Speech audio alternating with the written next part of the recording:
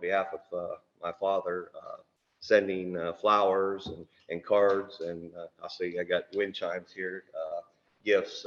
We really appreciate it from the bottom of our heart. Appreciate it. Thanks. Thanks, Aaron. And we offer our deepest sympathy to your family, Aaron. Thank you. Okay, accommodations. Well, first, I want to again send out appreciations to our school board members. I do have some certificates of appreciation that have come from Ohio School Board Association. They came after our last meeting, but we want to make sure you have the appreciation that we received from the Ohio School Board Association for your service.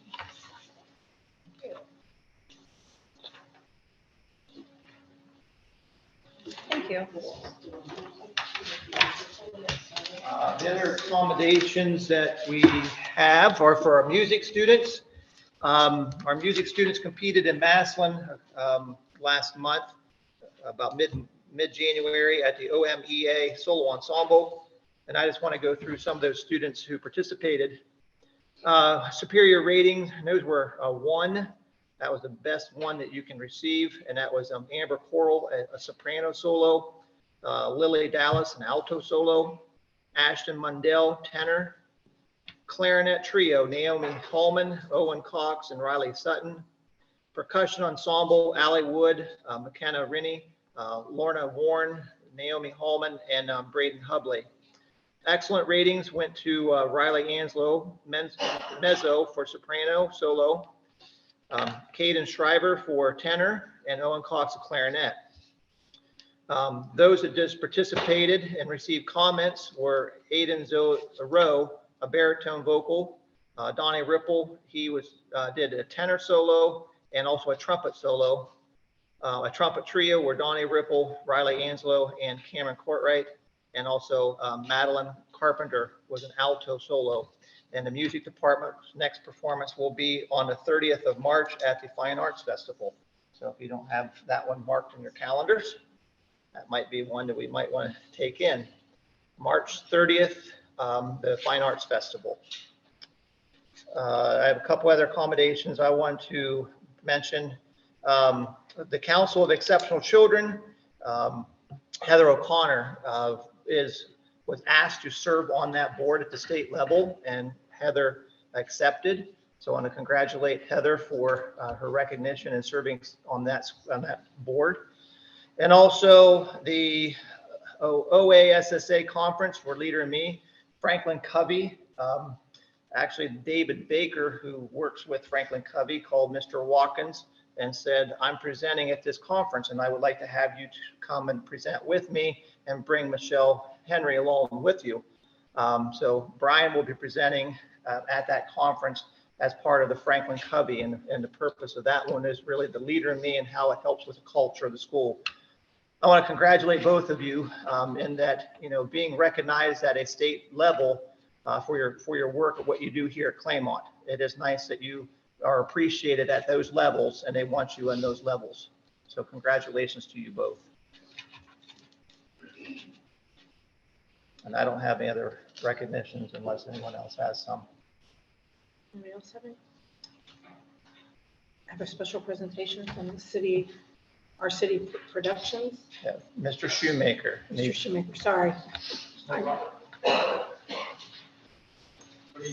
Yeah, that way there you I think it is on, or should be. You're all lit brighter than I. Is there numbers on the front? It should be green. I believe so. Okay. Good to go. And you're on. Hi. Yeah, my name is Chad Shoemaker. I actually taught here for a number of years and then decided to try out another career. Started a business with some friends called Our City Productions. We are a video production company. We also do photography, social media, that kind of thing. And one of the things that our company very much tries to do is to give back to our community. And we, one of the places that I wanted to make sure as a former teacher that we got involved with was reaching out to our school districts in Tuscarawas County. We live in a great county. We have some great people here all over the county. And I came up with the idea in the fall of, man, wouldn't it be great if we could do promotional videos for our school districts? Because I can't tell you folks how many times I've gone to, even when I was teaching and even now, I would go to conferences or meetings or social events or something like that. And people would say, you know, what do you do or what have you done? And I talk about education. And I'd say, yeah, you know, at Claymont, we did, you know, this. We had kids that could take college level courses. We had great after school activities. We had all these wonderful things. And people would say, wow, I didn't know that happened there. And I was thinking about this during the fall. I thought, man, there's got to be a way that we can really get the word out of the great things that our schools do. And I thought, no better place to start than Claymont, where I taught for over 20 years. I got a hold of Mr. Wrench, and he was very eager to have us come down. My business partner, Tyler King, who's at the back, he and I came down on several occasions, and we filmed all of our schools, our staff, after school activities. We got some clips from athletic events, all these things in action. And we put together what I think is a very effective video showcasing what Claymont can do. Before we run that video, which I think has been posted to the website. It has. Okay, very good. I do want to say just one quick thing. I've been gone for a little over 2 years from Claymont. Coming back here and getting to see my coworkers that I missed so much from the middle school was fantastic. It's still the same. I left a really great building with really great people, great leadership, great teaching staff. And I've got to say also that going to see everybody in the elementary, the intermediate school, even the preschool, what a great district you have here. I mean, really, you know, when you are in one building for 20 plus years and you don't get out very much, to be able to come back and see everybody else is fantastic. This school district still has great kids, incredibly friendly staff, great administrators. It was a pleasure to put together this video and showcase all the things that Claymont can do. So, if you Thank go, you. Mhm, Thank you. absolutely, Thank you. absolutely.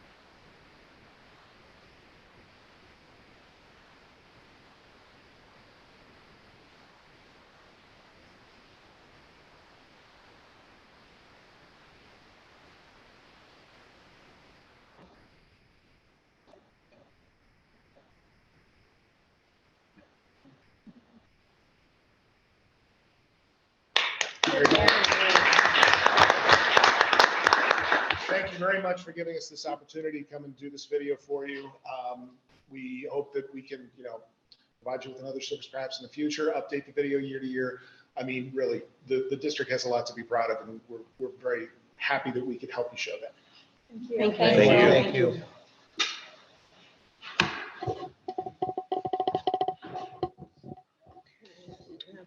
Public participation. I didn't receive anything, no. No one came to me prior to.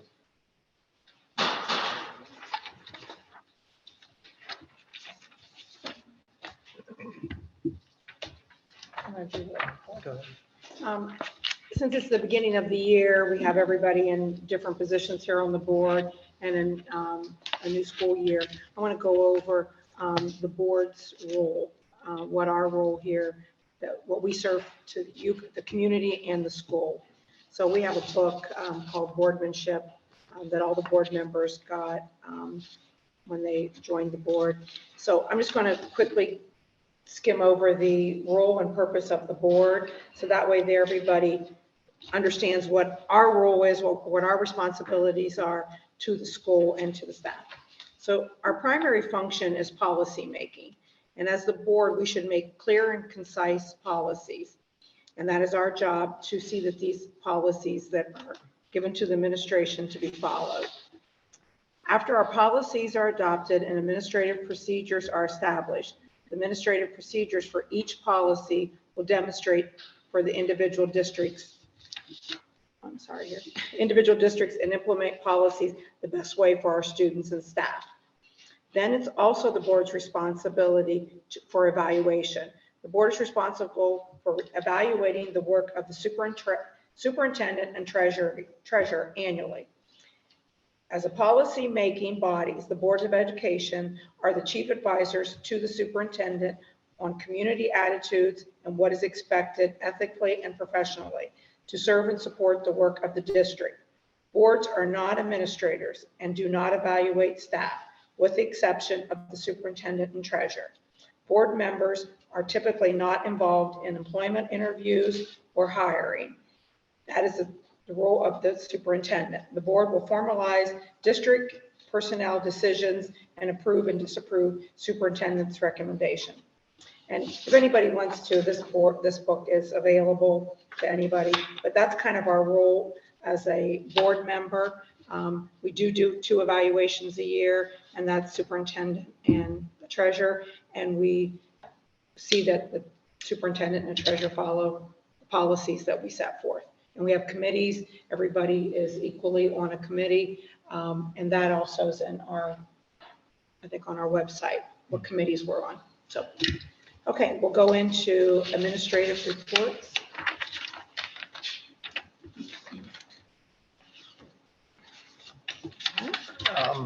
Is there somebody from the CEA here? No? Yes. Oh, I'm sorry. I didn't see you back there. Sorry, I'm not. No, that was mine. She's good. OPSI? No one. Nobody? Any of the principals or any of the buildings? I think we got pre-reports from everybody. Heather, do you have anything? No? Okay. Let's see here. Cindy on Buckeye Career Center? We just had our first meeting last month, so for me, it's just getting my feet wet back in it and catching up, so. Okay. Business Advisory Council? Yes. Well, Okay. as we've stated, we're members of the Business Advisory Council through the ESC. And in your board packet, I provided a partial presentation because the rest of the presentation was basically 2 administrators regarding a product. But the Business Advisory Council for the RESC is a 3-star Business Advisory Council. And some of the things in that PowerPoint that sort of what they have been focusing on is professional skills for career and future careers. Part of that is apprenticeships, and I want to commend Mrs. Kahn on apprenticeships with their high school students, working with those and getting their credentials for graduation. So she's been working with as part of the BAC to do so.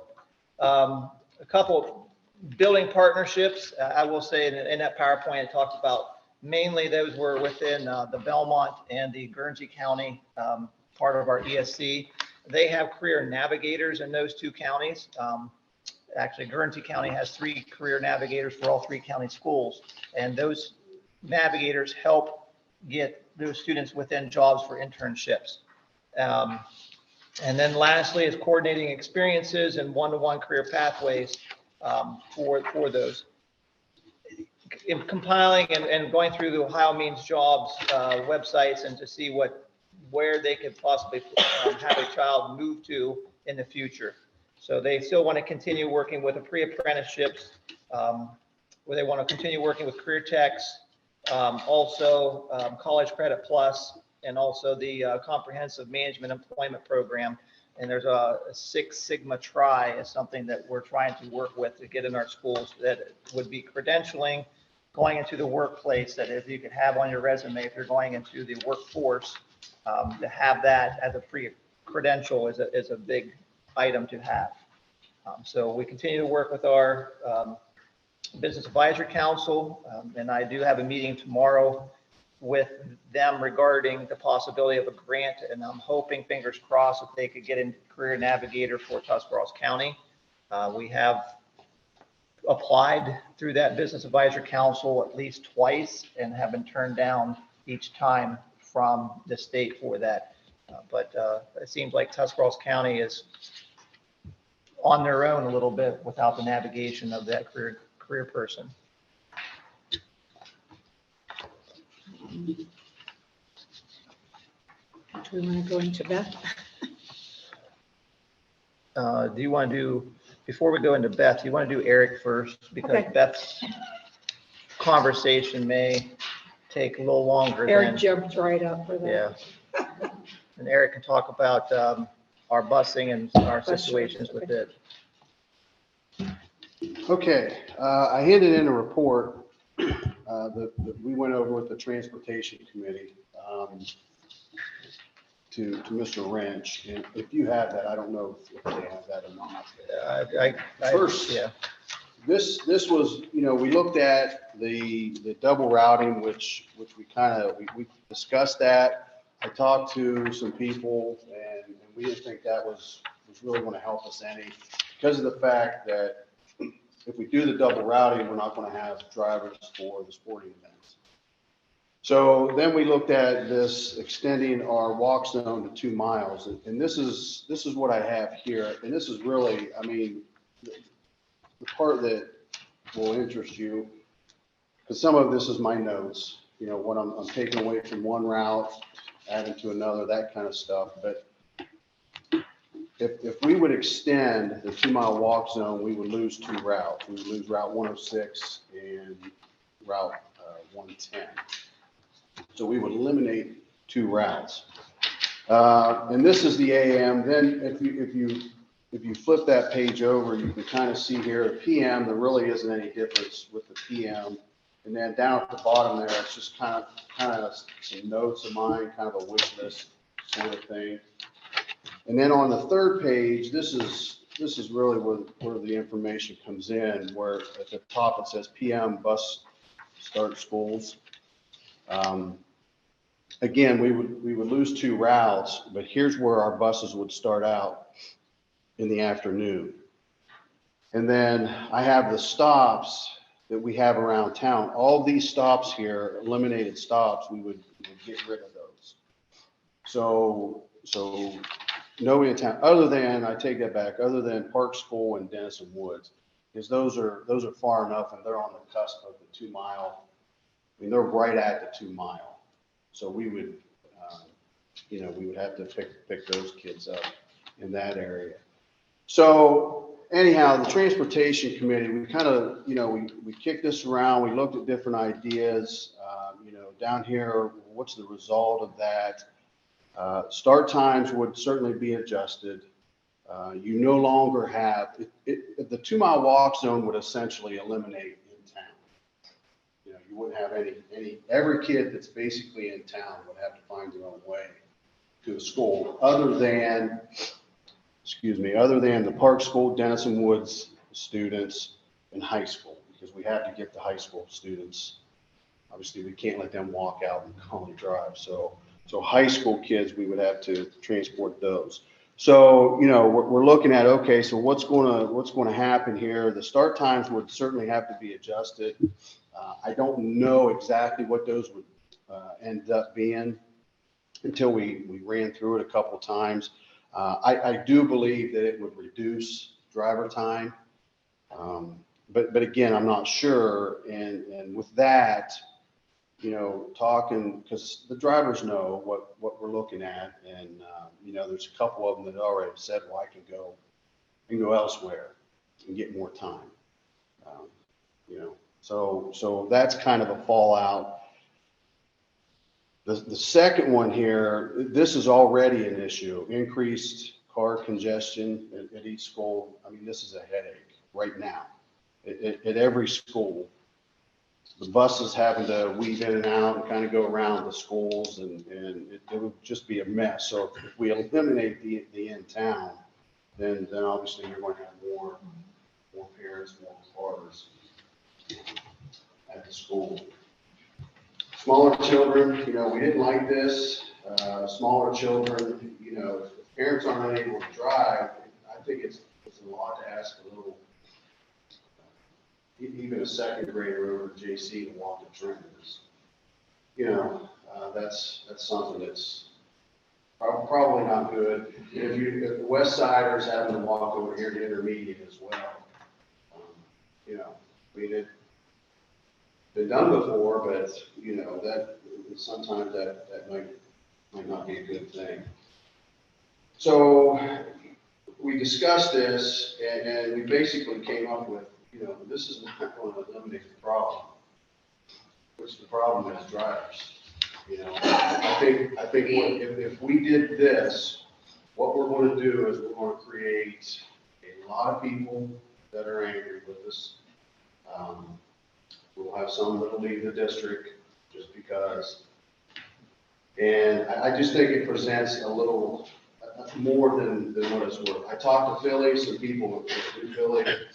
They did this, and they said, don't do it. They said it's not. And matter of fact, I think they reduced it. They brought it back down, because they did go to 2 miles at one point in time, but I think it's back down to maybe a mile, something in that neighborhood. They said that probably isn't a good idea. So, looking at this, again, it's really the same, there are options. I mean, we can do that. There are options, but when it comes down to it, it's not going to solve the problem. It's drivers. We don't have drivers. It's a problem. My recommendation, what I would say we do is, I say we keep it as it is. I would like to add, we have a full-time sub position, but I would like to add, the insurance with it. I mean, we have to make it somewhat enticing for someone to want to do it, because they're not going to get hours. They're not making money. They're going to get 3.5 hours a day. And there are some people that just want the insurance and do it just for the insurance. So, I mean, that's my hope. That we can say, okay, we got a full-time sub position with full benefits, and hope we get someone. I have someone now that's starting the class the 22nd. I think he's in that position. It's going to take him about 2-3 months to finish. So we won't have him until, maybe May. But it could be something that sets up for, sets us up. Is he going to be in the full-time sub position? Is that what he's? Well, I mean, he's right now, he's going to get a CDL. And yeah, I think he wants to do this. And I think the insurance will. Lock the deal. I think so. Again, you never know, but, I just, I don't, at first I thought this would solve, I really believe that this would help us. And, but, after digging into it a little deeper and seeing what you know, I think the negative outweighs the benefits of it. I really do. I really do. I just think you know what, we just gotta, you know, hope we get someone, and I think if we can get the full-time insurance for that sub, that's a start, that's help. How much will that keep you off the road? Well, compared to right now, quite a bit. I mean, I'll still have to drive, which, you know. And the reason I say that is because, I mean, you're to do a position and we're paying for that position, and yet you're not able to do it because of the bus shortage. or Yeah, I drivers. mean- I get that, but getting you to the point where you can manage like we're supposed to is the only way else we're gonna get out of it. Right, you know, right now, and what's hurting right now is we have someone that's out on leave.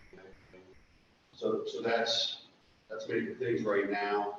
You know, I'm driving a lot, which, you know, I mean, it isn't hard, it's time. I appreciate that. You know, it's time, and like, for example, what's happening now, because I got one sub, and she helps out, she can only drive Mondays, Tuesdays, and sometimes Tuesdays, Fridays, but, it's like tomorrow, we have bowling, the girls that go to St. Clairsville, so I'm gonna drive them down, and then when someone gets back off the route, they're gonna go down and get them off the route. You know, I can't, because typically what happens is, if I have a sub, one of our drivers can bid off, as long as I can cover their route, then they can go take that trip. Right now, we're not in that position.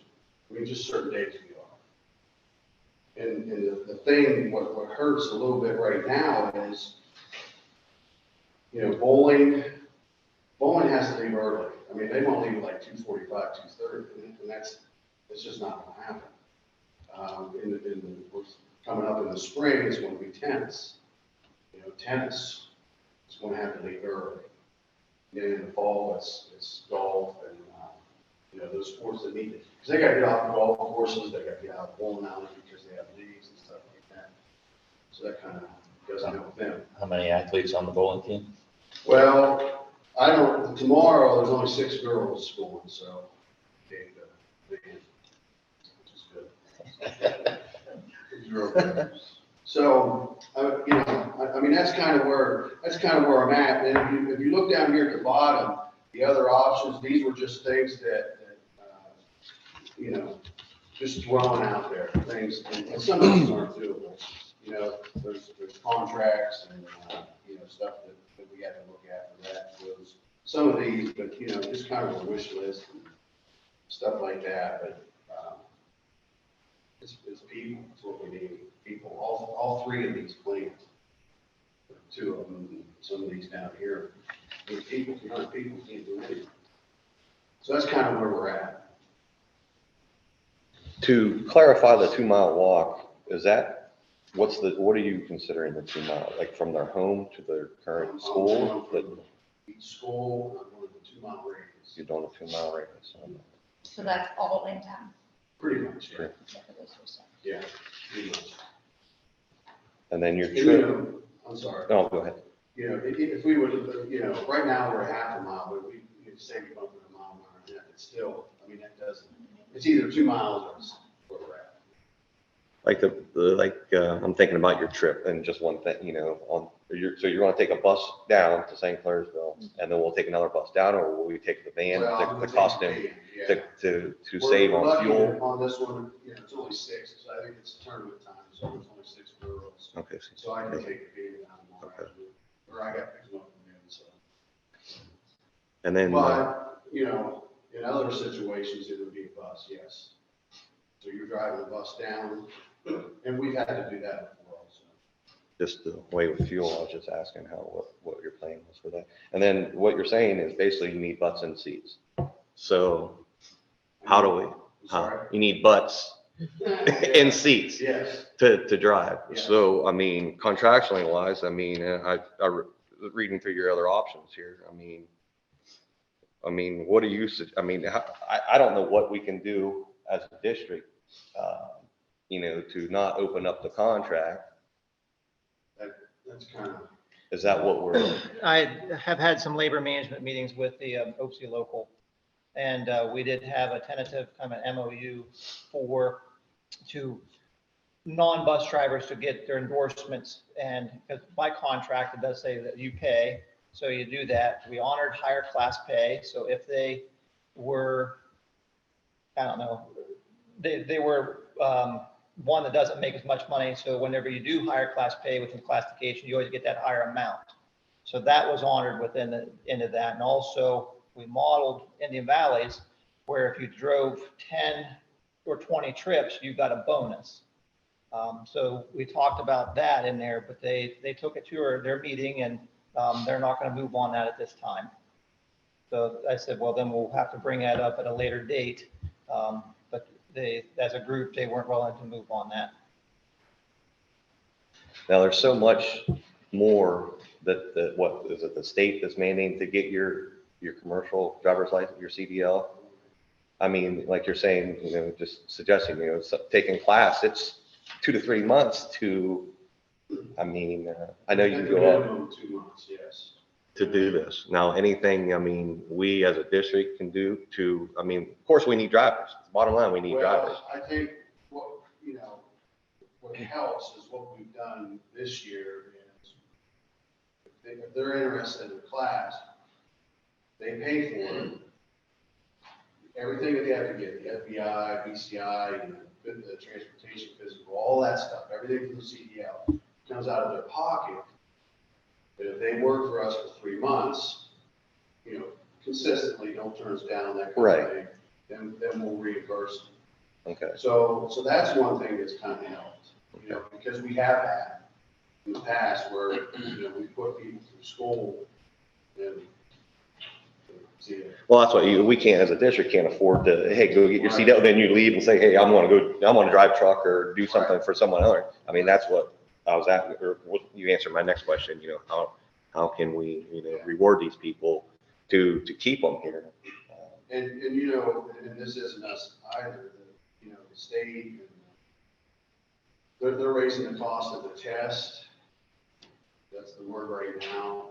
It's like $250 now. I mean, to get someone to fork out $250 just for that test, we're asking a lot. Eric, if we had 2 or 3 15-passenger vans, that's what we took. That was some 35 years. What did you guys take, Ryan, to ball games? In high school? College? We had. Oh, you guys are up there. Got it. I mean, would that take the load off of, I mean, that's your trips, some of your trips for some of the sports. Would that help with the day-to-day routes? Well, I don't think so. Because your coaches could drive. Yeah, I think what's helping with the smaller van right now is some of the like I got Sidney Burns for FFA, Stroop, and Buxton, that helps. And again, when it comes to them though, I first have to offer it to, my bus drivers. And then if they can't or won't, then I can say, okay, like the other day, my bus drivers are very helpful. They know, we had FFA and they wanted to leave at like 2:45 or 3 o'clock. And they know that she has her bus or her van to do it to. So that helps out, if they can get that. What do you need to drive that? What do you need to drive the van? They have to take a test, get a transportation physical, that's pretty much it. For the van, but like you were saying, is that it has to go up for bid. So Right. if they don't bid it, then that's whenever another staff member can drive it for like FFA. If we had enough subs, so he described earlier, if we had a sub who could drive that bus route, then they could take that FFA trip, but we don't have the sub to do that. So it helps, but sometimes, we're still kind of. So you can open that, like you can, of course, ask your bus drivers first, can you go down the list? I mean, how far can you have a teacher drive? Well, we could. I mean, is that something, As long as they have the main endorsement, yes. If it'll go through all the bus drivers, they don't want it, and the current the coach can't do it, or whatever. You know, the teacher had it, they wanted, you know, they had their van, do it. The van only can hold 9. You said 15, but our van only is a 9-passenger only. I'm thinking Yeah. that we were able to. Depends on how bad it gets. Are you looking to purchase a 15-passenger van and go that route? I mean, I guess you have to open the contract up and maneuver around what needs to happen possibly, but that's for later discussion. I don't know. I'm just, I know with the I don't know what golf to do. team, getting golf clubs and even though they didn't have a Equipment lot on of, there. yeah, just getting equipment on, getting their bags on, they were crowded. Yeah. Americans, sometimes they couldn't take it. Yeah. because of that. You know, that was something. Kind of, now I'm hooked on it. You know, so right now, you know, I'm driving, and then if a second person, we got Darren, you know, taking Darren, our mechanic. And then, you know, we have a third person that would have to call on the same day. We have a backup plan. But it, you know, I mean, we're still going, it's working. It's working, but ultimately, I just think, you know, if you want drivers, you gotta make it worth, just like everything, you know, you gotta make it, it's worth it for them. And I think right now, the only thing. We have to offer. Kim is mad at me, but, you know, the insurance. I mean, we're at a point where we need to be thinking clearly outside the box, but what's going to get us to that point where, what scenario where now we can't make this trip? This football team is not going. Well, we have had that whole this year. The thing, what, you know, I get that all the time, you know, with football, but you make sure they get a bus. We don't leave till 4:30 or 5, you know, 4 to 5. So it's easy for us. The later, you know, the later the trip, obviously, the easier it is to get a driver. I got a couple that get in. I think my earliest is about 3:50 if things are going well. So we tell them, you know, like junior high, basketball, anything in middle school, you know, I tell Justin, it ain't happening before 4. And then he'll call the schools. Like, we had one East Canton last week. They wanted to leave at like, I don't know, 3:30, 3:45. I said, I don't have a driver. And the one driver that could take it, she doesn't get into about 4:20. So he called East Canton because other schools are in the same situation. It's not just us. We're not isolated, it's not isolated. I mean, one thing was is, you know, start ball games later. You know, I know whenever I played, JV started at 6 o'clock. I mean, we start JV now. Some schools start JV at 5:30 if you go to Akron area and things. Some schools, because of busing, did freshman JV varsity all in one night. So that is something, but you're still needing to start at 5 o'clock. And if you don't have someone who's available to drive, that still is an issue. You know, if we went to a 6:30 JV start, then you have kids not getting home till later in the evening. So is that something that you really want to do when you got kids finishing a game, then you got an hour and a half bus ride from wherever they're coming from, and getting home at 11:30, 12 o'clock at night, and then getting up for school the next morning? So it's a balancing act. And I don't know, I just, Eric's right whenever he just said it just need people, as you said, Mr. Cottrell, butts in the seat. What's that, UPS? Yeah, it's just, we just don't, you know, we're reimbursing for if they get their things. We don't want to get stuck with bills if they don't ever drive for us. So going that route, so maybe the next step would be that if they come through and they're a permanent sub, then they get the full insurance to make it beneficial for them at that point. I don't know, we That talked about helped. I mean, yeah. because I had a full-time sub, but then we had a driver, she left, she moved out to California. 'Cause I had James was my full-time sub, and, you know, every morning James was 110, James or 205, you know, and he bounced on all. So, you know, even that one person, you know, every now and then you have to,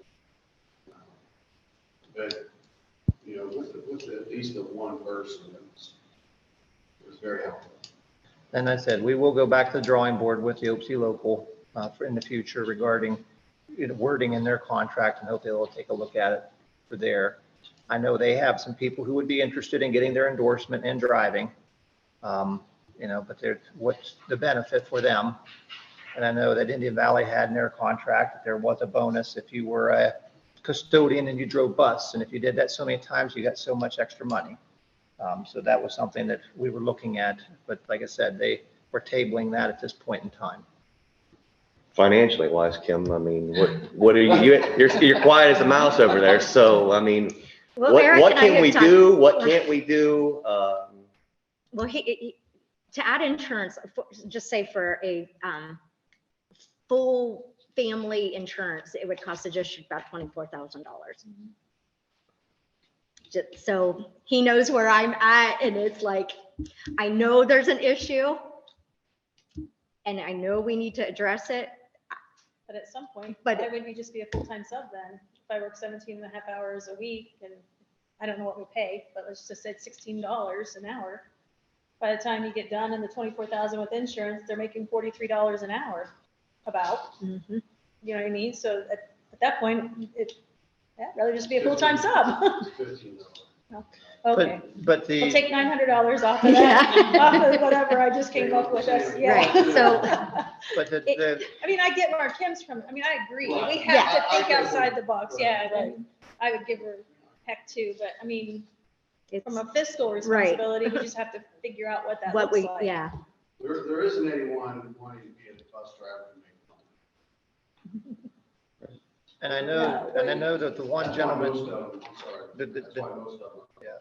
and the gentleman that's signed up is intrigued with the insurance piece. And if you say there's no insurance for you, then that person's done. Yeah. So, I mean, there is insurance offered. It's not I would say. It's a high deductible High plan. deductible. It's a very expensive insurance.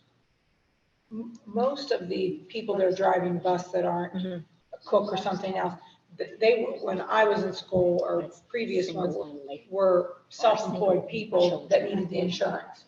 So they got paid 4 hours a day and went out in the morning, then went back to their jobs, and then come back, leave their self-employed job to do that. And we have Terry Bob, he's a, local barber, so he schedules his appointments all day long around bus driving. And I'm sure he's not doing it for the pay. I'm sure it's for self-employed. Unfortunately, we don't have a lot of those people, self-employed people that, but if we could reach out to people, if we had that benefit of the insurance, maybe some other self-employed people that are in that situation might look at it as something enticing. They're not going to get rich off of the pay. Wonder if you had two insurances and you refused to take the insurance, would the pay rate increase? Currently, in the negotiated contract, there isn't anything in there regarding that. So if some contracts, the OPC doesn't have it there. If you don't take the insurance, you get a bonus type of thing. So that contract does not. That's something to be taken back to them and say, okay, if you didn't take it, you get X amount of dollars in a bonus. But I mean, I agree with Eric as far as the intriguing part for people would be the insurance piece of it, just to be able to have somebody who's going to be a regular, whether they're driving the route morning, afternoon, and then they take an afternoon route. So then we have someone who can then take an extracurricular trip to take a leave earlier. It is beneficial. He talked about James and it really did help out. And last year we had a permanent sub, couple of them at different times, a couple different people. It was a benefit to us.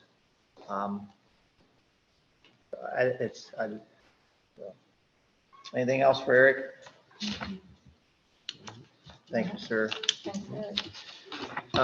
Beth, could you pull up the one slide that I have before you come up? Yeah.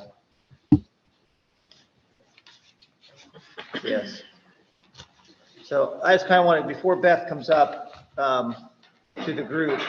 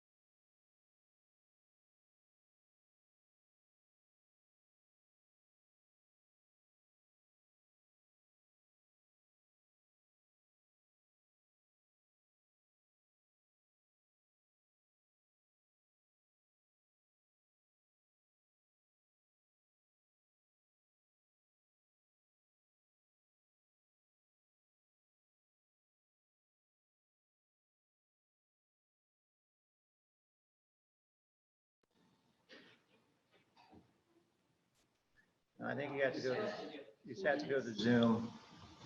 You have to go to the Zoom link. Down at the bottom, it's right there, Yeah, and it's still recording, right? Yep. So it's, I'll stop the recording. You can hear me? I think it's been bizarre. So, okay.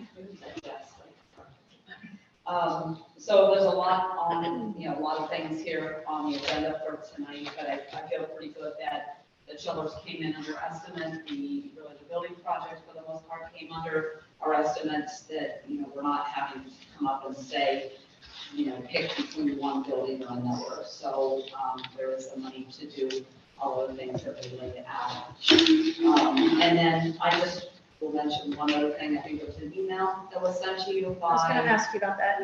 by the company that did not get the bid. And just a little bit of a backstory without going into too much detail. It was a company that, you know, wanted our business. They came on site. They had a proposal for us, and it was more than what we had budgeted. And it was, they wanted us to go with consortium. They wanted us to do an emergency resolution, so we would just accept that bid and go forward. I did not feel comfortable with that, and told them we were going to send it out to bid, just because of the dollar amount of the project, over $1 million estimate. Did the bid documents, sent those to get, we put it out there for anyone, but there were 3 people that initially replied. And I think the gentleman, you know, he's obviously very upset he didn't get the bid, because he's been very aggressive at calling and saying why the competitor is, you know, not good, and why we should pick him. And I mean, we had a matrix that considered cost, efficiency. I mean, I know they mentioned in the email about efficiency, about how much more money theirs will save over the other. The efficiency numbers were almost dead on. So if there wasn't a lot of variations in the 2 vendor products, as far as, you know, what for the matrix that we put out there. So it really came down to cost. And when I first told him, I was not recommending the company, because the difference was over 100,000. It was 110, I think, $1,000 difference. They were higher. They had charged us for $38,000 for a 5-year extended warranty. And when they said, well, the competitors didn't charge anything, it's included. He went back and redid that, which really technically not his bid. But he said, well, I'll do that. I'll include that as well. It still brought it down to, they were $80,000 more. So, I mean, I feel that, I know Gardner has not, the last project was not how it looked like for it, so it went. We've had meetings with Gardner. I think they got our message. And since then, I think they have done much better at following through, doing things. I also think the chillers, I don't want to say they're simpler, they're more money, but it's more bringing a unit in. The unit's more money. The install, the fabricate, there's not fabrication of piping, different things like that, like a boiler wood. It's, you know, putting that in, it's electrical, it's hooking that up and getting those running. So the project management of putting in the chillers, I think, is a lot less intensive than the boiler projects were, but I mean, we'll still, you know, we're going with Gardner, staying on them and making sure they hold to the timelines that they tell us they're going to do. We also talked about putting something in the contract about if they don't deliver, having some negative financial repercussions to the company for not delivering if they say they're going to deliver. So I guess I just want to give a little bit of background to what they said. I was a little upset that He sent it. The gentleman kind of hit hard on the green speed versus the Daikin as far as the quality of the chiller. I'm assuming that they're comparable, or they're variable speed drives, I think is what it is. So if it's running at a slower speed, if it is not needed, takes up, you know, less electricity. Right. That's how it stays. when they gave, and I mean, I can only go on the bid specs they gave me of units, they give all the technical specifications of what goes wrong. It was less than 1% less than the other. I don't know that that justifies the difference in cost. I don't either. I just, Yeah. you know, when I you know. get an email like that as a board member and then, Mhm. you know, I don't want to sit here in 10 years and we're beyond the warranty and it's cost, as he referred to in his email, you know, tens of hundreds of thousands of dollars. Yeah. And I may mean, or may not, but I I mean, feel. I don't know, I don't have a crystal ball in doing that. I did talk to Gardner a little bit about, you know, this company, and I really don't want to name them publicly, has been very quick to throw all the competitors under the bus. I don't like to work that way. I've talked with Gardner just about the other company, and they're saying, they said, we really don't like to talk bad about other companies. We've had to come in, just like they said, on the back end of some of their projects, fix what's wrong and put our products in. So it goes both ways. I call the references, we talked to different people. I just feel that. No, that's fine. But you're right, it needed to be brought up because we did get, as a board, we got an email. No, It should be addressed. So, I mean, at this point, I don't think that changes the recommendation of what is on the agenda. Brian, did you feel any different? Was there anything you? No, I wanted mean, to add to that? when we met with that company, I mean, we liked the gentleman who came and talked to us, and I mean, he talked to speak of, chillers. I mean, if we came in and talked education with him, he was like, oh, you guys would be enamored with us. But when the bids went out, they had their specs on their bids, and they bid them the same way. That company's was much more. As Beth said, she let him take the warranty off, which that null and voided his bid anyway, or that company's bid. To do what he did today regarding the competitor, as Beth did her homework, as far as, comparison with everything and, looking at the cost differential between them and the usage, the electrical usage, there's just, as she said, not much difference between them. So, I mean, the recommendation would be to take the Gardner bid for our chillers. And really, the other thing, just to mention about Gardner, I mean, it's never been the quality of their work, and references, I've said that's not the case. I think it's really been, it was more the project management and the speed of whether they didn't, basically maybe said that they get something done and didn't have the manpower to do it. I think that was more my issue in how they manage the projects, not that when I got them here, the quality of their work was poor. So I would have recommended them have, I had poor quality. Our boiler project didn't go well just because they had lack of people. I really think that's, they told us, sooner than that. Yeah. So, and I mean, there's a lot on here. I guess, is there any other questions you have for me? I think the only other thing to note, we did meet, I feel like we tried to cover all of our bases. We met with Village of Denison, discussing closing the road, what we needed to do there.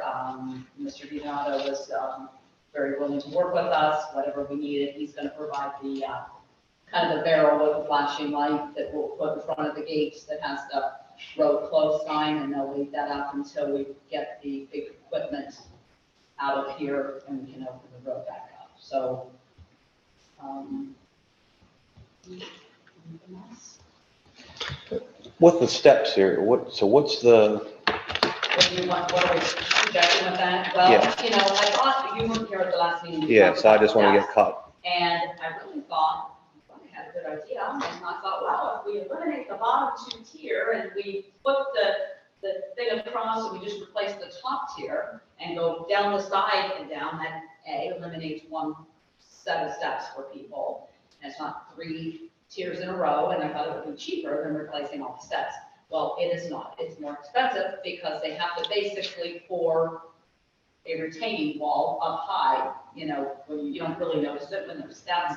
But if you take those bottom 2 steps out and look at how high that would be, it would be about an 8-foot poured wall all the way across there, plus some of the other stuff they'd have to do to make that landing bigger. So the first quote I had was ridiculously expensive, and then Gorcon came in, and I think that's on $39,560. I'm sure replacing all the steps, kind of as is, would look the same, taking those out and putting those in. I think that's a very reasonable bid for the amount of work that needs done there. And we discussed with them just how we make this happen at the same time.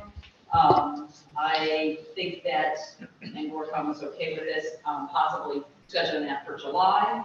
My thought being those cranes and all the bigger equipment are out of the way. They're first, get that done, they're out of there, then Gorcon could come in with their equipment, taking that out while they're still working on scaffolding the walls on both sides of the center staircase. So if you've been up there recently, we just keep marking off sections as they're crumbling, and then to rebuild a step, you know, pour concrete to rebuild a step. But they're very much in need. I think they were skim coated, you know, probably about 10 years ago, I'm guessing, it was prior to me. But it's there, you can just tell they're all going. So it's time. So. Is that something to go, I mean, the Gorcon then, I know someone mentioned to me, you know, about Buckeye coming in and, you know, some of the. I mean, I think the programs are great, and I mean, when we looked at Buckeye, the timeline, when we needed things, and when they do it, it never matches. And if it's something that would be, we don't care when it's done, and it's, you know, maybe I use landscaping, that's a little bit easier thing to say, well, we want this landscaped, and this is what we want, but, you know, anytime during your school year, we get it done, is great. It seems like every time, it's just, we need something, and the window is a certain time, and their kids aren't in session. We talked about that with the ball fields, when we were doing that with some of that. They can only do it when baseball was in session, or softball was playing, we couldn't, they weren't available in the summer. So that's why I've not done that, but I have worked before, but it just hasn't worked out. Anything else? To recap, so on our agenda, we have emergency for the wall, for AmeriSeal to fix the wall. We have a resolution for chillers to get new chillers for this coming year, and that would be through with Gardner. We have Gorcon to fix the steps, and we have Benchmark Construction to do the building entrances, minus the intermediate, and explore with Diversified to rearrange the office at the intermediate. And if the bid comes back low enough, I thought we would be taking a look at that in the future. Because we do have, I know, some money still, as it was pulled up there, $300 and some thousand. So we still would have a little bit left, and a little bit of, hopefully, all these projects go as planned, but not at any additional cost with them. So that's what's on the agenda for this evening. And then the ESSER monies, we're using all that we can, making sure we're not leaving anything on the table. Yeah. Yes, for any, we had also talked for any balance that perhaps we have other stuff still that we can, that we did, right. We really want to wait until we see. We want to make sure these projects get through an entirety, and then, but we still have some rooftop units we can look at. So yeah, it Yeah, will. so the only thing on here that's local money are the steps at the intermediate, because that is not about an ESSER expense. The concrete at the high school is, because that is going to be an outside classroom / outside eating area, and that meets ESSER requirements. And then the design, what's on the agenda, the design of the diversified costs, those will also come out of ESSER that are on the agenda, if we mentioned that. So. The road, so we're closing Sherman or? No, but we'll close the gates. Close to, so you're just gonna close the gate here? Because they have to take sections of the wall out and dig in to get their equipment in to do the work. Okay, so we'll shut And shut so down we're third. gonna have debris pile on the sidewalk and the retaining wall blocks, you know, we'll put it back together, but sitting there and, so they're gonna close that and then the cranes, like, you know, keeping them inside that gate area If we decide to, bring the office down here on the side. on the side here, and I know when Mayor Dianato was here, I mentioned something about shutting down or making the road maybe a one-way just for parking. Is that still, have you talked to him about doing that as we did at Park? I know we did the drop off in the alley, and during school hours, we did make that a one-way. Is there any way that we could, talk with him about making? I mean, I think we can do that. We did discuss with him because remember, he came and spoke to you 6 months or so ago about redoing the paving of Welsh Street. Right. Well, we wanted to make sure that, like, there's a lot going on over there, we were hoping that all of that was going on. They do not have the money right now to do that. It's still on their to-do list. Mm-hmm. So there still needs to be work done on that entrance. I think that if we go forward with moving the after hours, after the bell rings entrance there, we are gonna need to put a couple visitor parking spots. I need to put concrete abutments on the road there so people, because they all drive too far up and get on the sidewalk. So, just so they'll stop and we have a little bit more pathway that looks like it's the entrance of the building. So we have a handicap, maybe 2 visitors there that would be open, that, next couple of staff parking spots. But I will say when we get to that point, because he said they won't be looking at any money available till, what was recommended was putting in a trench, not like a French drain down the hillside. So if they did that, maybe they would consider having it one way from the top of the hill down. So then before we did any striping, then our staff would then pull in at an angle coming down the hill instead of going up the hill. So until he kind of figures out when they're going to do that project, but that would probably be the timing that we could look at it. On this topic, it brought up to me, I'm shifting over to Yerkesville at the middle school building about this parking. I'm gonna move at the middle school. Okay. Now, the street, there's no, and it's been this for years, there's no handicap parking for such as we go into the sporting events, okay? On the other side. And I'm shifting over there when we're on this topic. Whose responsibility is there's no white lines I go to attended ball games or sporting events over there, and you can get so much more, vehicles out front of the school and on the side if the road was marked. And again, City. the city, can we speak with the, can we do that along with the handicap? I can't remember if there's an actual handicap, like on the curb on that corner. Is that a handicap? No, there's a place in the sidewalk for someone. Yeah, that's what I meant. So if it could be Yeah, near yeah, there, there's no marking. no markings. Yeah, when the stadium was refurbished, Mayor Haney was, had everything restriped and put in the handicap parking. So that was all the city. So we could ask him Take a to look look at that. Yeah, I got to look at that. So, Okay, thank you.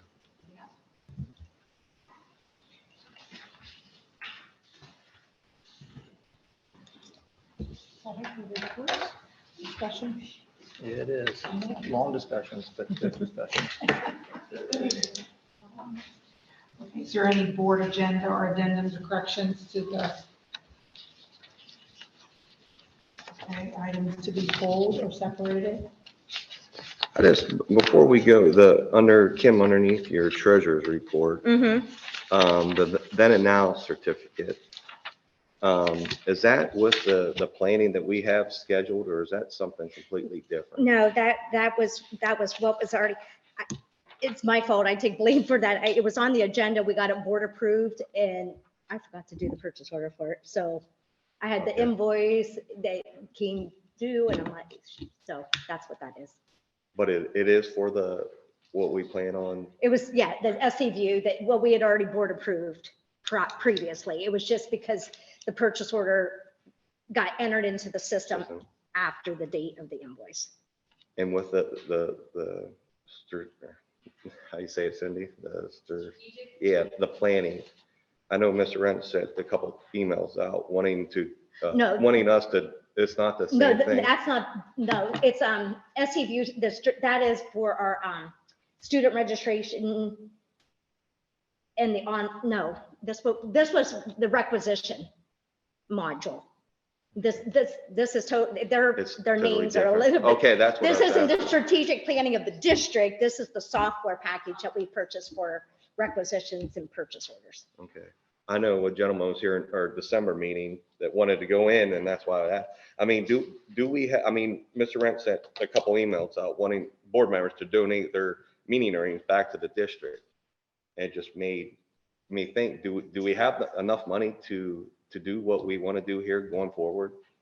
I mean, is that something? We're adding with the strategic planning meeting, if with all board members present, officially, we have to open up a board, we have to have a meeting every time there's a strategic planning meeting with the community and staff.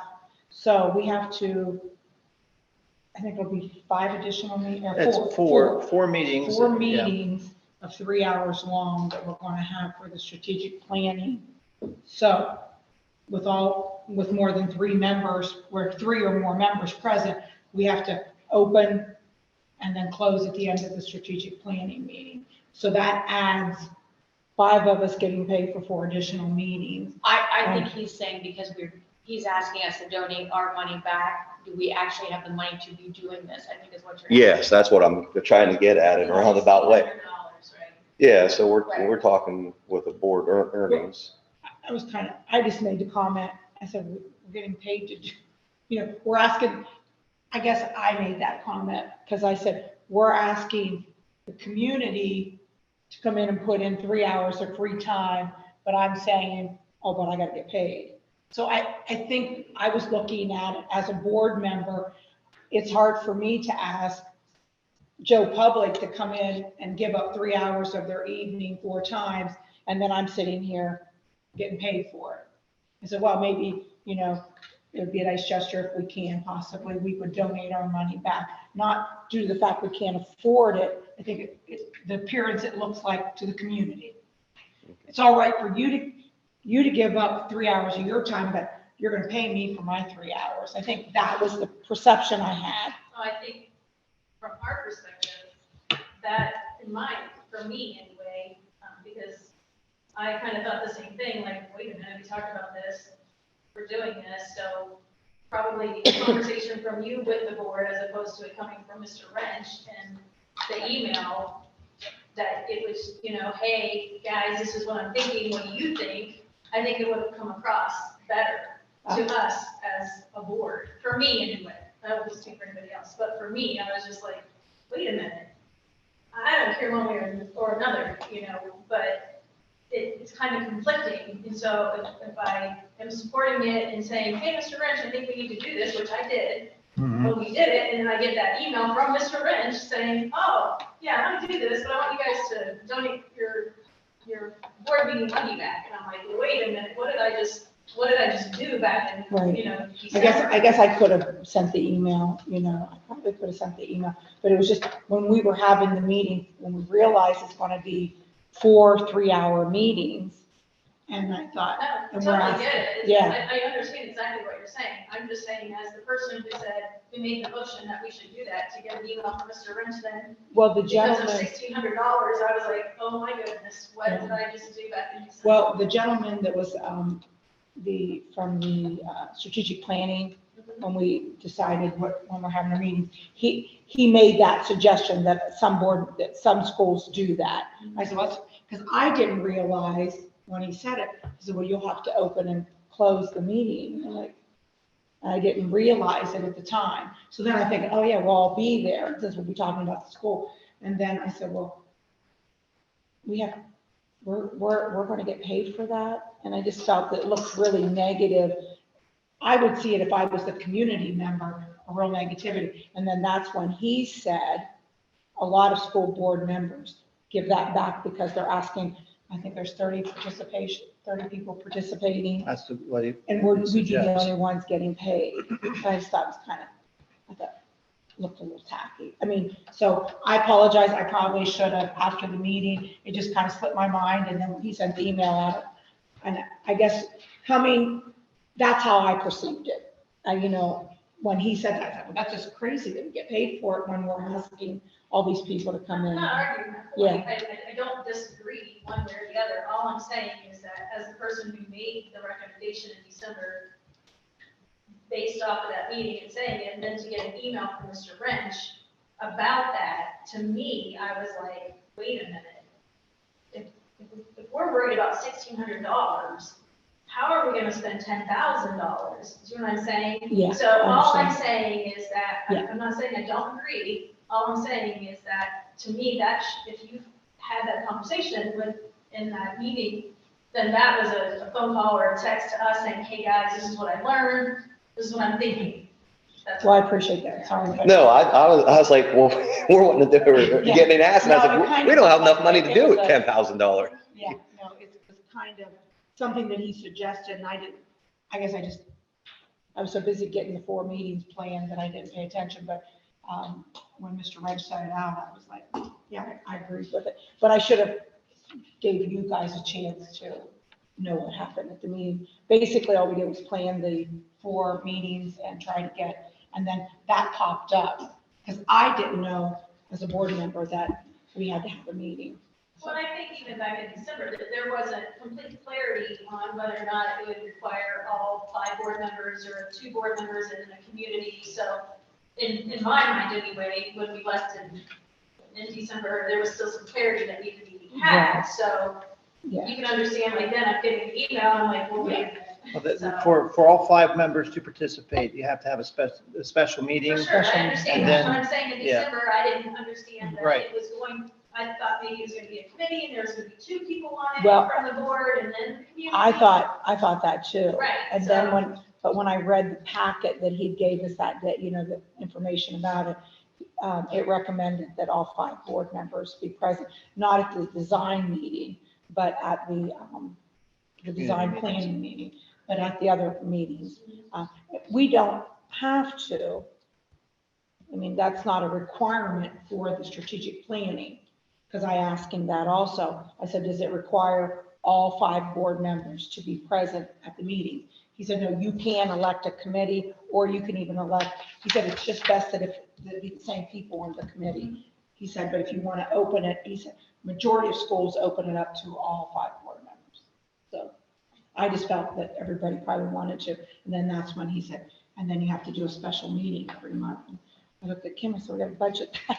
You know, I'm thinking, Right. we're already paying for this. And then I said, it just seemed, you know, and if somebody's watching the finance and they see we're getting paid and they're not, we are going to provide something to eat for them, but, you know. Well, and again, it wasn't, it's not even that premise at all. It was just, again, more of, what did I do? Because Yeah, and I should have probably sent out an email, but I didn't. Do we, on this topic, do we have anybody from the community interested, or where are we at? We brainstormed a list of people, and we haven't begun to approach them yet, but they have a letter that will come from Lois as board president. So, I mean, if you guys have, Have names, that's what I was going to ask Names. everybody Yeah, I saw tonight. we get a, So- let's say, will we get a copy of who you? Well, here, I thought I would give everybody, share the list with everybody and see if there's anybody you want to add to the list. Yeah, because I had people in mind. Yeah. I guess I Yeah. thought maybe we talked about. Yeah, we'll talk about that. Mhm. first meeting is April, I believe, April, May, then June, and then in August. So we still have a little bit of time, but by next meeting, we should probably have that list.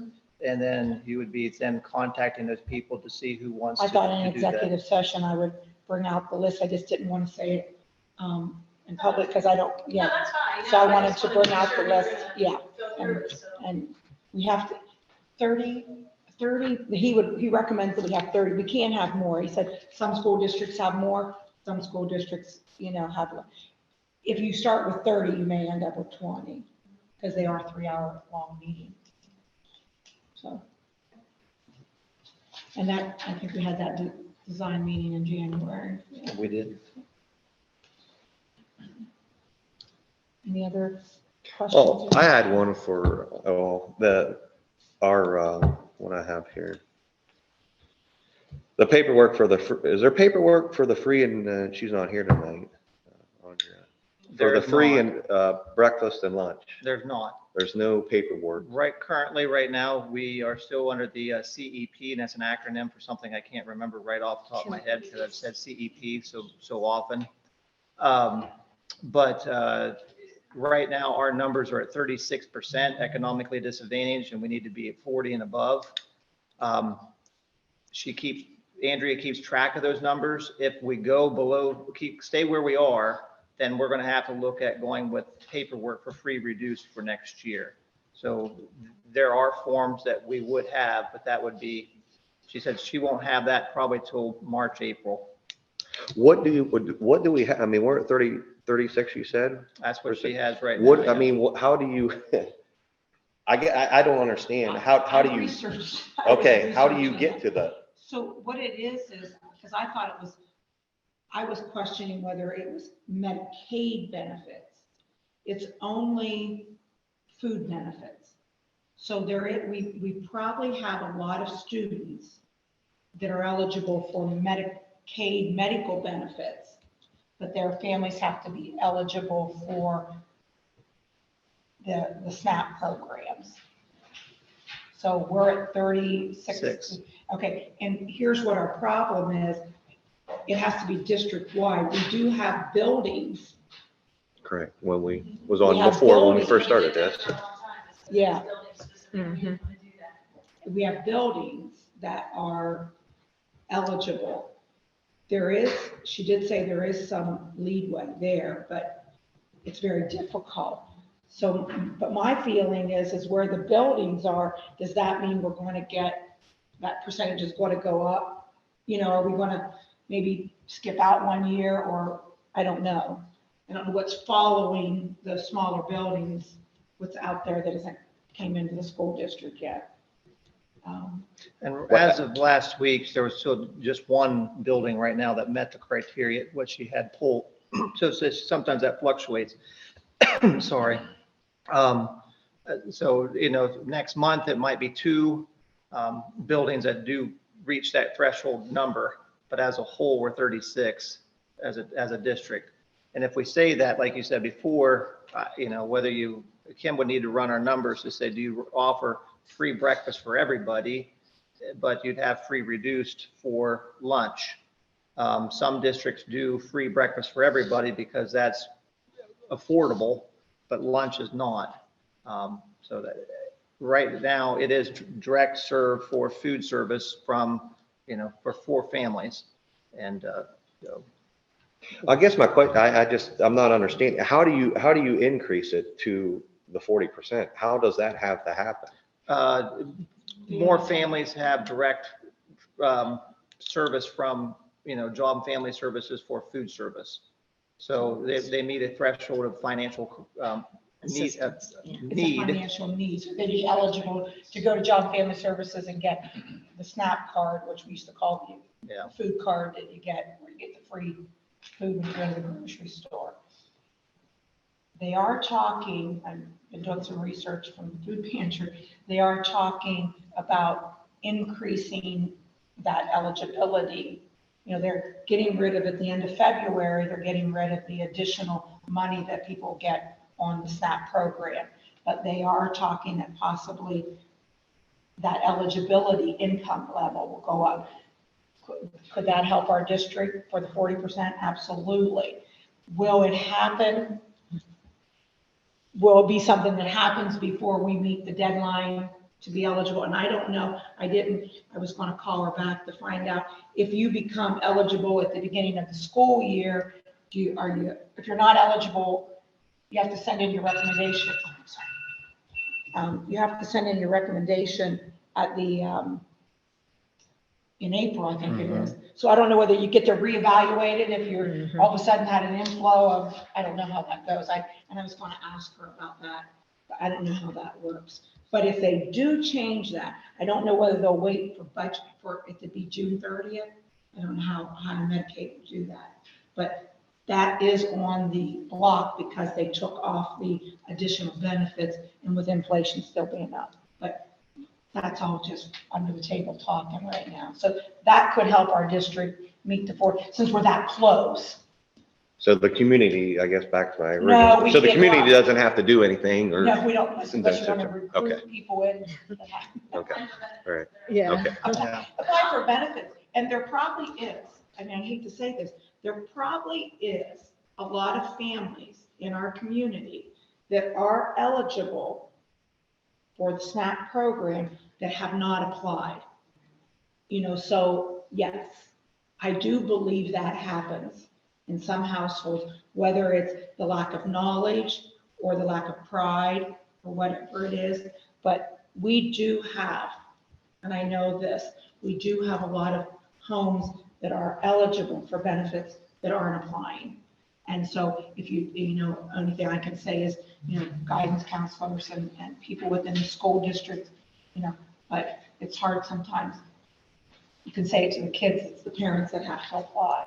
Now, can we get that information out, letting them, I mean, a simple letter or something, I don't know, who Yeah, checks the I know. website, to let them know, you know, hey, if you guys don't do this, then it's gonna go back to, I'm really, what do, People that aren't doing, aren't doing it, even if we end up having to go to pay, they will still get free or reduced lunch. Yes. So it doesn't- really impact them it isn't going to Okay. impact them, right? right, It's, And that same note too, in the primary handbook that we are set to approve tonight, it specifies a dollar amount for that for lunch. So if we approve that, we would, and something changes, we're going We'll to have have to to amend, approve that. you'll have to again, right? amend that, yeah, Yeah.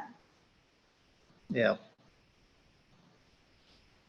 Yeah, it's going to affect a lot of people, even people that have to pay, that won't get free and reduced, that are on limited budgets because of things like, you know. Well, it'll affect the people who can afford to pay that haven't paid for several years, and now they're gonna change their budgeting Change the for their budget. house, so. And I, you know, go back to, it's a pride thing. I mean, my mom says years ago, when she's raising 3 children on her own, she could have applied for free reduced lunch and probably could have gotten it, and chose not to. So there is a pride thing that goes with some families.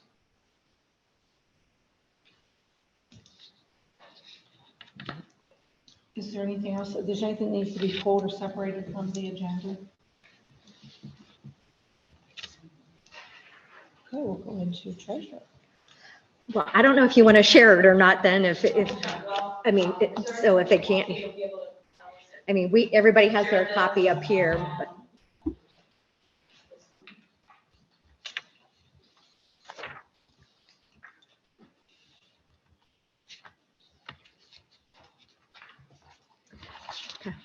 So general fund revenues, fiscal year 2023, we're slightly below budgeted. 58% is where we're budgeted for the months into this year, but we're at just under 53%. I did receive a tax check advance last Friday for $1 million. So that will start helping our revenue come in and increase. General fund expenditures, we're a little bit below, we're 56%. 87.4% is the salaries and benefits. And we're slightly higher running on the salaries and the supplies. I did run some numbers today, just I was curious, and it's funny that Aaron mentioned fuel costs a little bit earlier. Just looking at last year for the full year, we spent $68,628 in fuel. And so far this year, we're already at $52,503. So if you're looking at like beginning of July to end of January for each of the years, we're up $20,419. So I thought that was quite extensive. So, so total revenues fiscal year to date, 11,774,000. Total expenditures, it's 12.4 million. We had a deficit in December of almost 332,000. Right now at the fiscal year, we're looking at a deficit of 645,000. Like I said, with the revenues coming in from property taxes, we should see the change occurring. But right now we're at a true days cash of just under 108 days.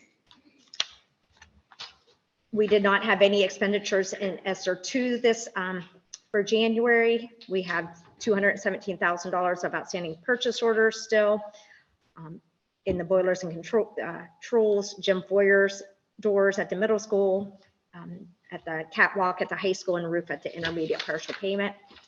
And then ESSER 3, we had $19,563 that we spent on math curriculum with outstanding purchase orders of $506,641, and you can see with that. So as we talked earlier, right now the balance is at $2.5 million. State and federal programs for the month for January sought reimbursement of $126,774. And then we have our fund balances. So a total fund balance on hand is just over $7.4 million. Any questions on the monthly financials? Okay. So then I just need a first and a second motion to accept the financial report for January. I make a motion to accept the treasurer's report recommendations. I'll second it.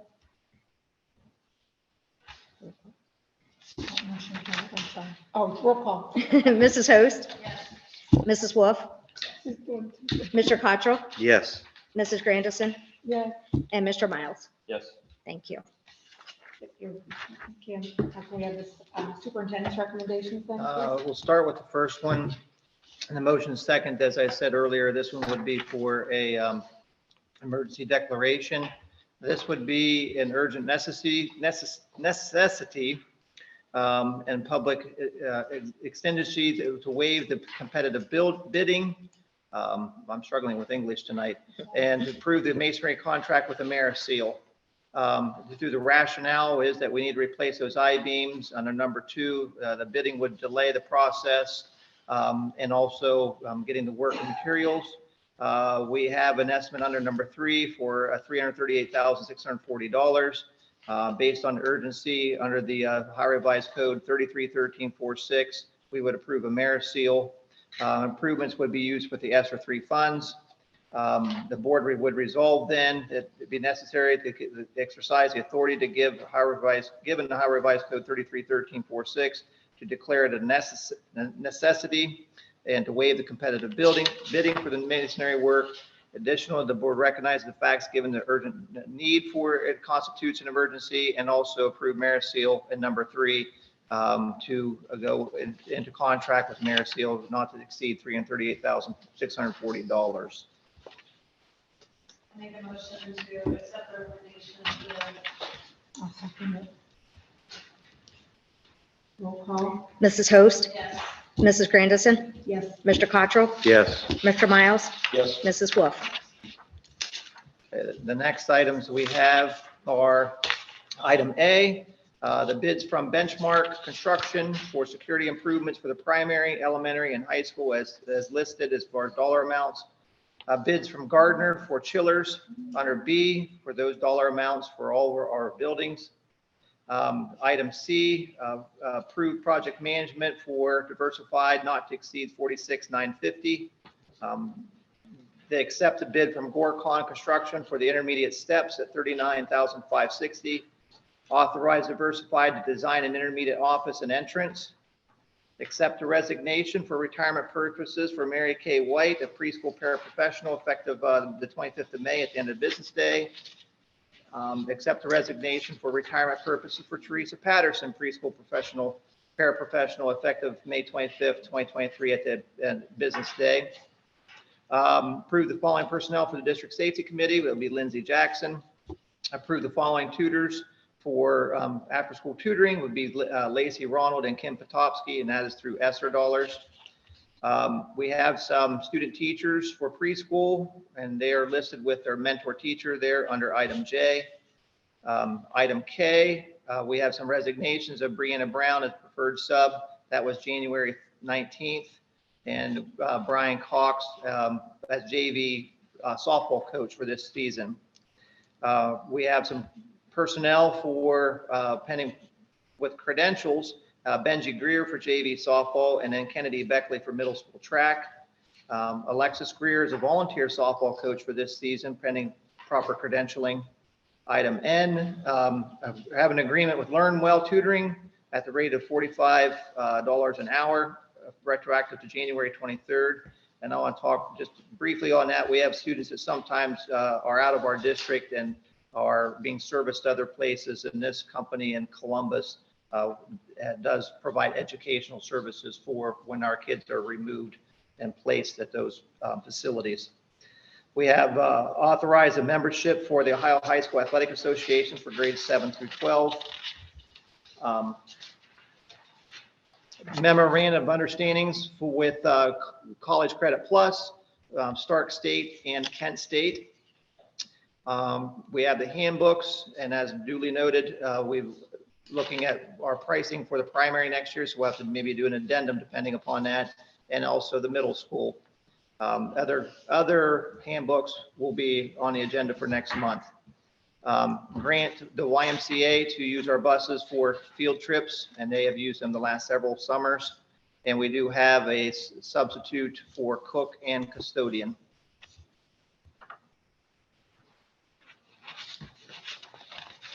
Do I have a motion to accept the superintendent's recommendations?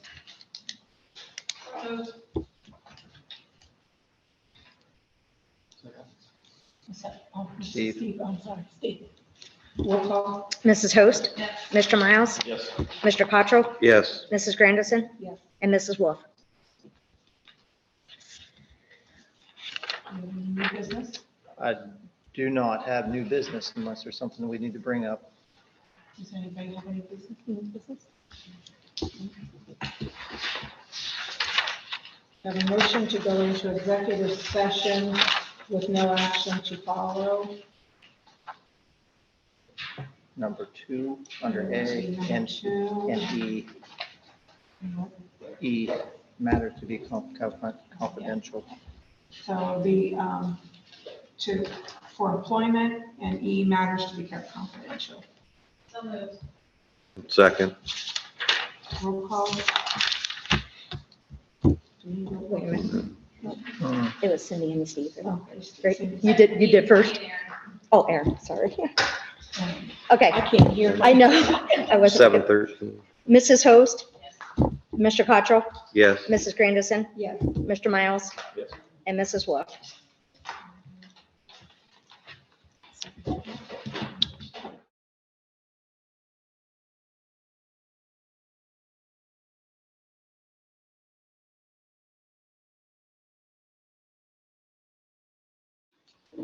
First, let the record reflect we came out of executive Yep. session. Yeah. 8:57, Right. 8:58 PM, and I make a motion to adjourn. I'll second it.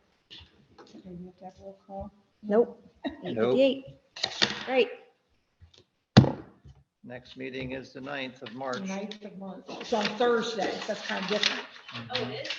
Yes. Yes.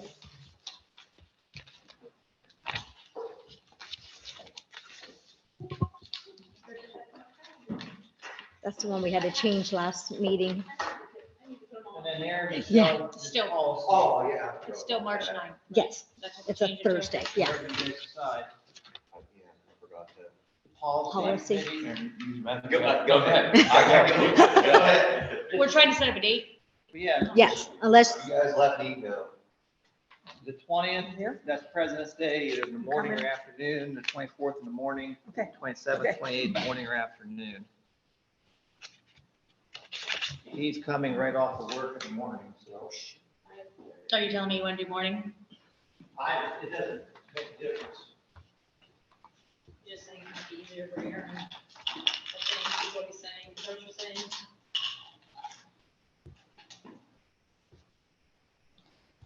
Okay. When do we 9, meet? 5:30.